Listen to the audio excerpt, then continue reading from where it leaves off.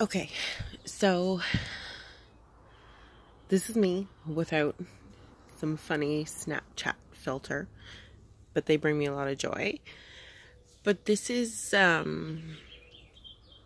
serious, you know. I joke a lot. I make jokes. It makes me feel better about life in general. I think everybody needs to laugh a little bit more. But this one is a little bit, well, this is a lot of seriousness. Background, my husband and I have been married going on 7 years in August. October we'll have been together for 11 years. You know, we've been through a lot together, a ton of crappiness and a ton of absolute amazing things. We have a 5-year-old, Lochlan, a 13-month-old, Saoirse, my little feisty little nugget, and Lochlan is our sweet, gentle, kind soul. We also have Freya, our middle, our warrior. She was her name. She would have been 3 in August. February 8th was 2 years since she passed away. She had what is called hypoplastic left heart syndrome. And she had, hers was extreme. She kicked ass for 5.5 months. Like, kicked royal ass. And it was one of the most amazing things to witness, was this little teeny tiny feisty redhead green-eyed warrior kick ass and fight. God, did she fight. She didn't take shit from no one, and she gave the doctor shit because she wasn't having it. She did things, and she did everything with a purpose. Her and I were gone a lot. Out of the 5.5 months she was with us, physically here with us, her and I were gone down in Vancouver at BC Children's Hospital for about 4 months in total. So we were gone a lot. With Lochlan, he was 2.5 when she was born. You know, and a lot of people told us he wouldn't remember. He remembers. He remembers everything. Every single little thing. My sweet, sweet, sensitive, kind boy remembers. He was 3 when she passed away. He turned 3 a month before she passed away. I wasn't at home. I was in Vancouver with Saoirse when he turned 3.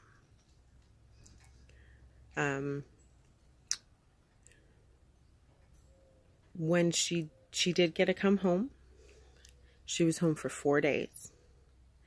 She got to come home for 4 days to see her boys, to see her dudes, her guys. That didn't get to spend a whole lot of time with her.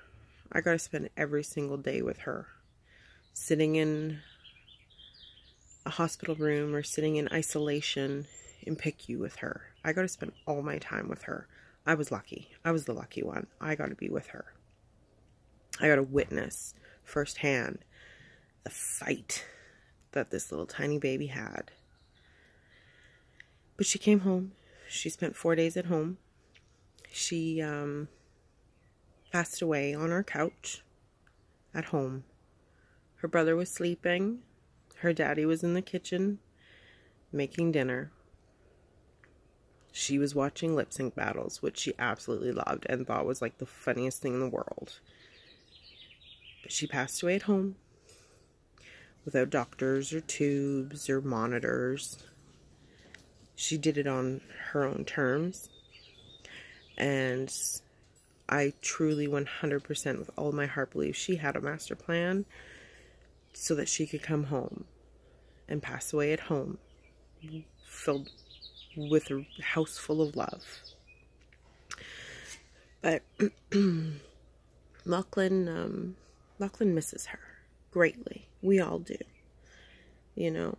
And but every once in a while it hits him, and it hits him hard, you know. And it's been just over 2 years now. But it comes out of nowhere.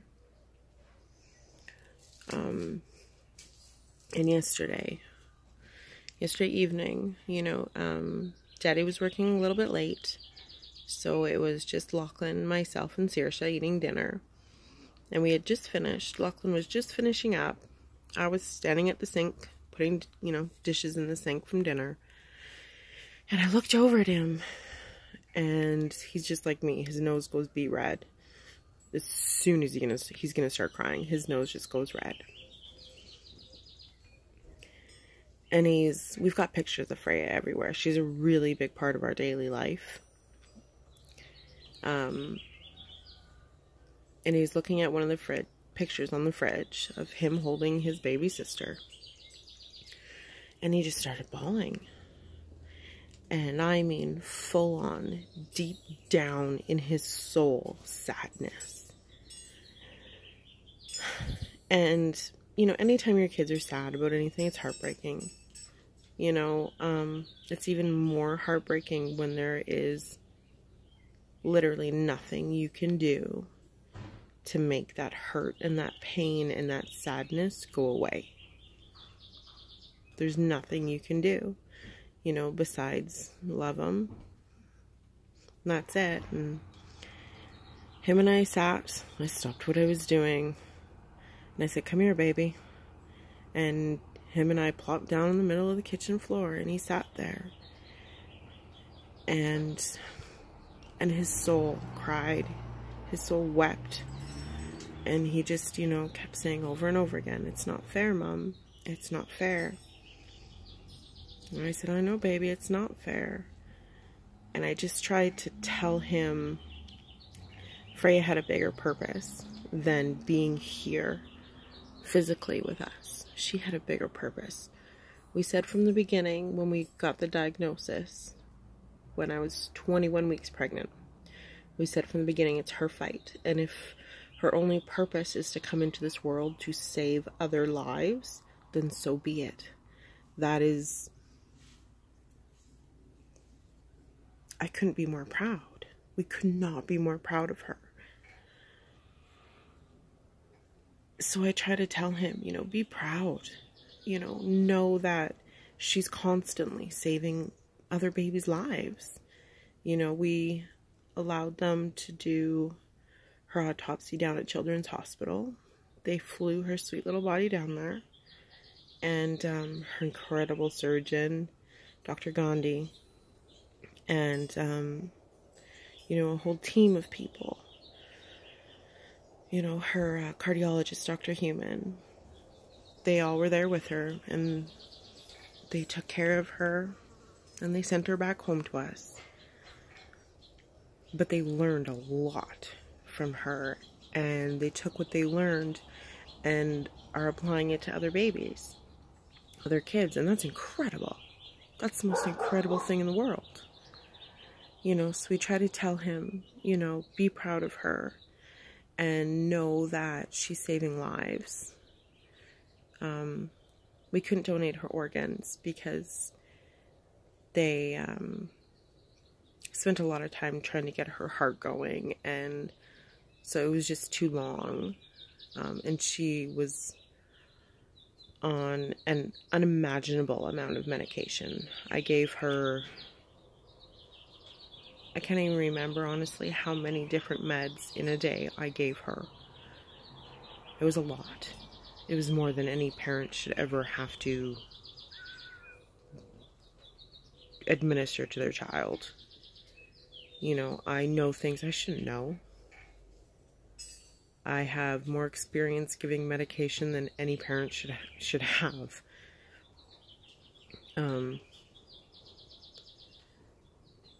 But yeah, his heart was breaking yesterday. Even after 2 years, his heart breaks. You know, and we tell him, you know, not many people know who their angel is, and not many people get to say they physically held their angel. You know, like I say, I held my angel in my tummy. I got to grow an angel. That's incredible. And, you know, he'll get it. One day he'll get it. He knows more about death and sadness than any kid should know. And like I said, you know, I wish I could have made it so you didn't have to experience that. But he did. And he does. Every day. You know, and we also tell him, you know, talk to her. She can hear you. She knows. She's around. She knows. You know, and he said to me, Mom, she can't hear me through the box. We have a box with her ashes on the wall with all her pictures and her little baby hat she wore and all that goodness. And I said, well, baby, I said, she can hear you. You know, and I said, when somebody dies, it's just their body. It's just their body. Your body is what carries your energy and your soul, who you are. Your body is not who you are. Your energy and your soul, that is who you are.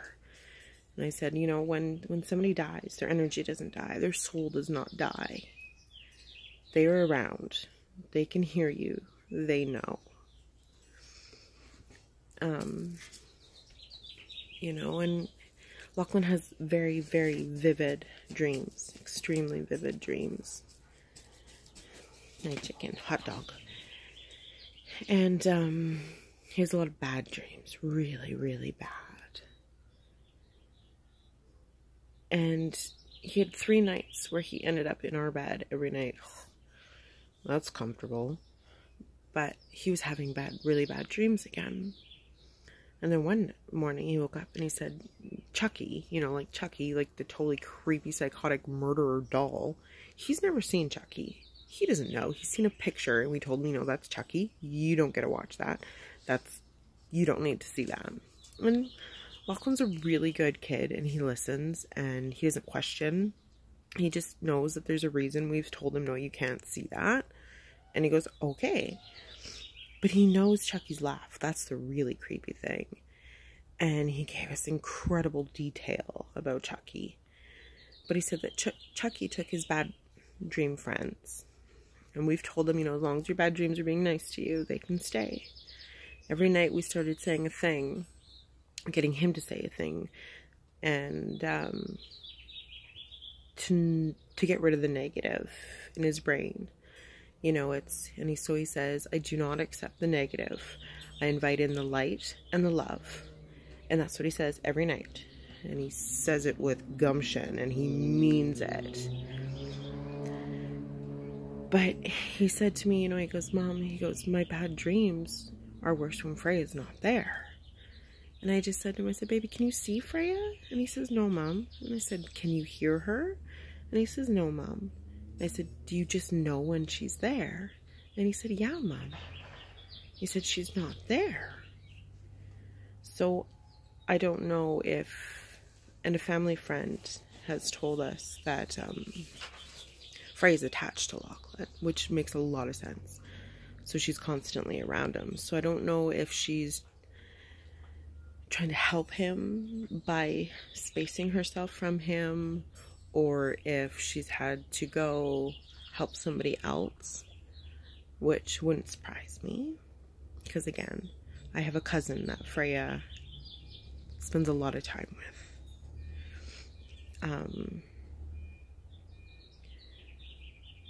So I've, you know, told him, like, well, ask her, you know, just ask her to come back.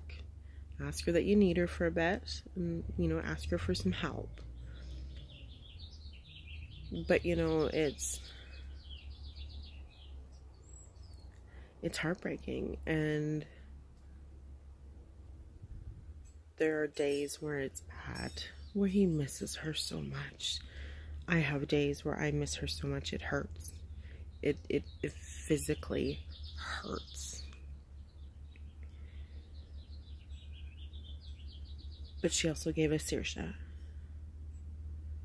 You know, in my dreams, she came to me in my dreams and told us, you have to give Lochlan a sibling. You have to, because we weren't going to have another baby, because our chances of a heart defect were higher than normal, because we already had one child with a heart defect.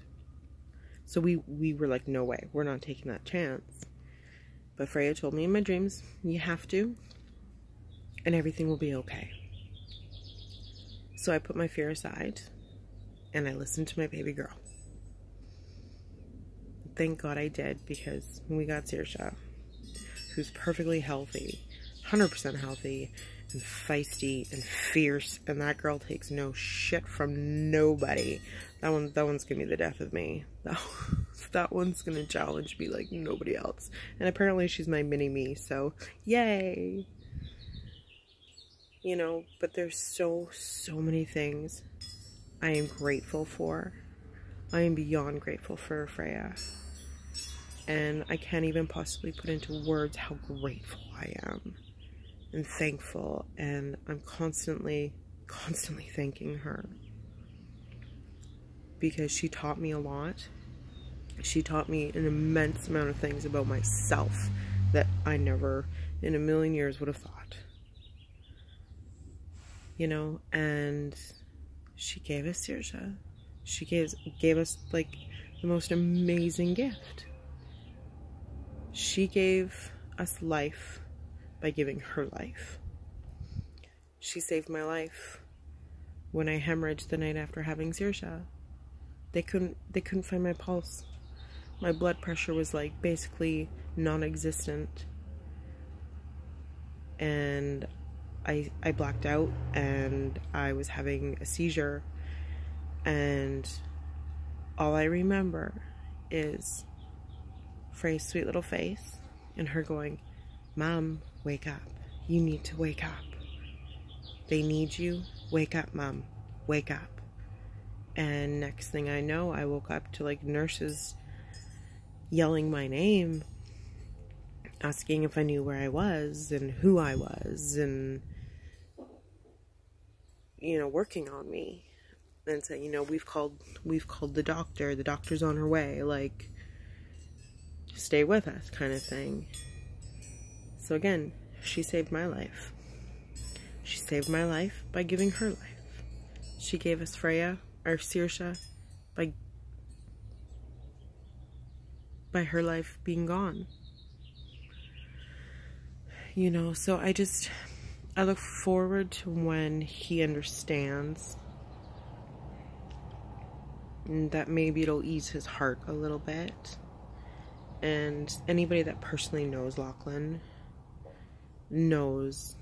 will understand when I say his heart gets sad. He's an emotional boy. He's a sensitive boy. He feels things like most people don't. So there is a reason Lochlan is who he is. There's a reason he was our firstborn. There is a reason we have days where we don't do anything, even 2 years later. And there's no time frame on grief. There's no right way or wrong way to deal with grief. But to love each other and accept how each individual person grieves. You know, that's the big thing to remember, is there's no right or wrong way. And just have compassion and try to understand why that person is angry or sad. Just have compassion and support, and listen, and just listen. Sometimes you just need to listen and to hug and to say, I hear you. So there's my serious one. In general, we're laughing, you know, and today he's good. he's okay. He's having a play date with his bestest friend and a picnic. So it's just been Saoirse and I hanging out, playing hard. She took 2 steps today. That one's gonna give me a heart attack. Straight up. She is. She's gonna be that kid that just takes off running and like laughs the whole way she's running. Her and Lochlan are so different. It's absolutely insane how different they are. I don't know what to do with her. Lochlan was so easy. That's why we had more kids. Because he was like the easiest baby in the world. It was the universe fucking with us is what it was. But anyways, love and light. Just lots of love and light and happiness, and put out good energy and put out good things. And smile and say hi to somebody. Or just give somebody a smile. It could make their day. You never know. Alright guys, love and light.